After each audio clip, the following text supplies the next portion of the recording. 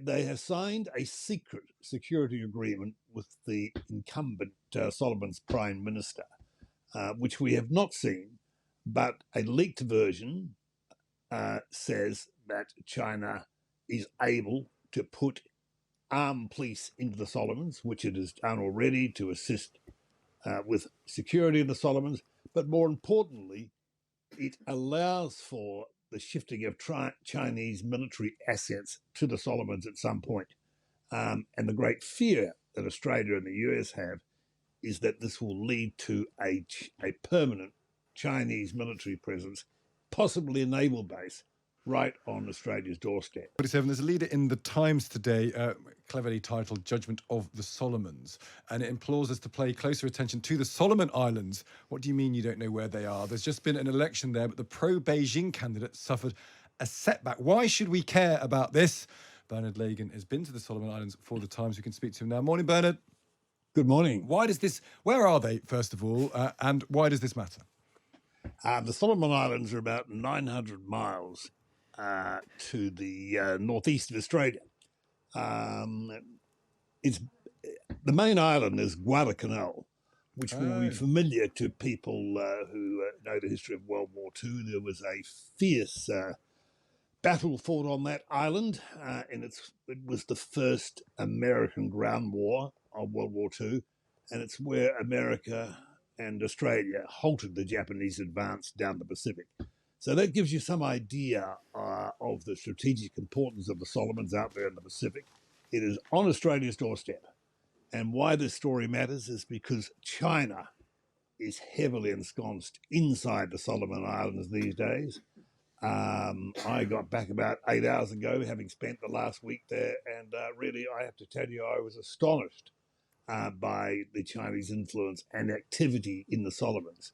And what do they want? What do they want, Bernard? What would they benefit by having some degree of control over the Solomon Islands?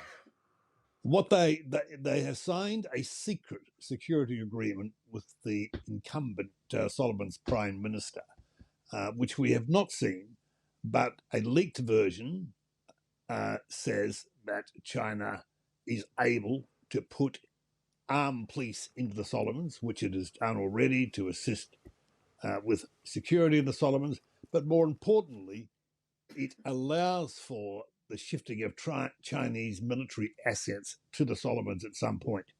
And the great fear that Australia and the US have is that this will lead to a permanent Chinese military presence, possibly a naval base, right on Australia's doorstep. And presumably, it's very hard for Australia then to do anything about that, because everyone's worried about escalation in all these types of areas. And how much are the Solomons welcoming them in? Because presumably if the Solomon democracy allows them in, it's very hard for Australia to do anything about it.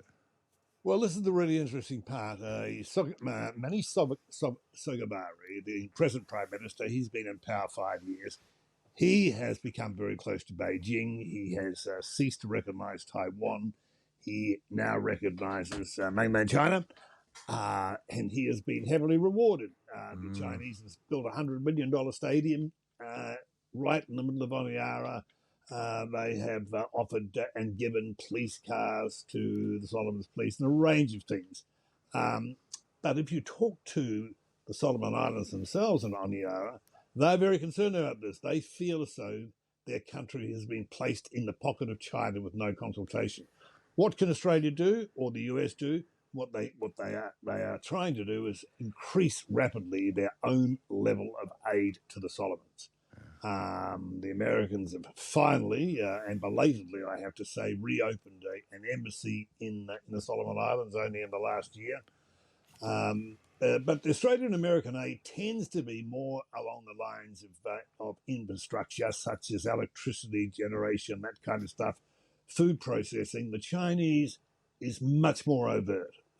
They build much flashier things, which the Solomons can see. As an example, the Solomons police cars, Chinese jeeps, all have written on the side, donated by China for a shared future. So there is a propaganda battle goes on between That's so interesting, Bernard, between China and Australia. Amazing stuff. I didn't know anything about that until just now. That's Chinese imperialism there for you and the Solomon Islands. Bernard, great to speak to you as ever. Thanks for joining us. Okay, thank you. That's Bernard Lagan there, just fresh back from the Solomon Islands for the Times. 9.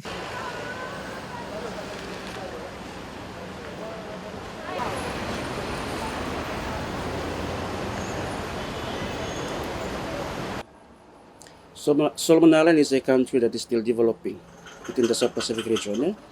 The change you want to see is our government putting our people first.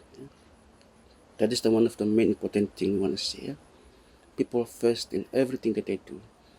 In education, in health, as well as employment.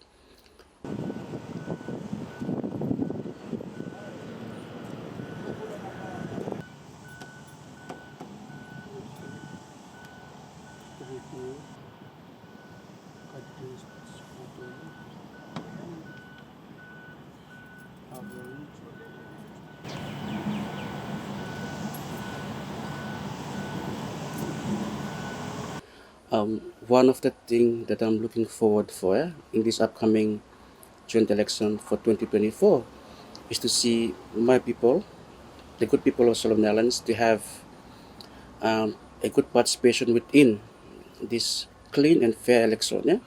It is the dream and hope for all of us.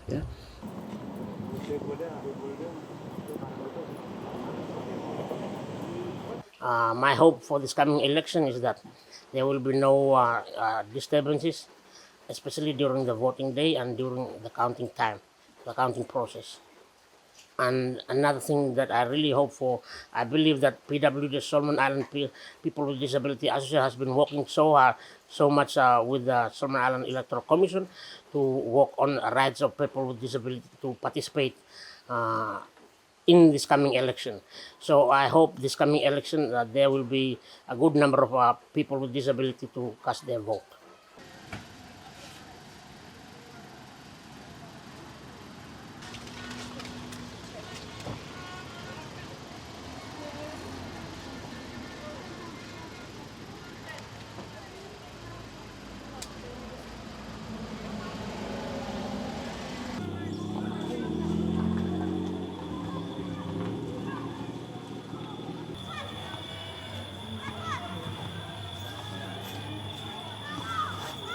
Thank you. I hope to see a free and fair election for this election where people are not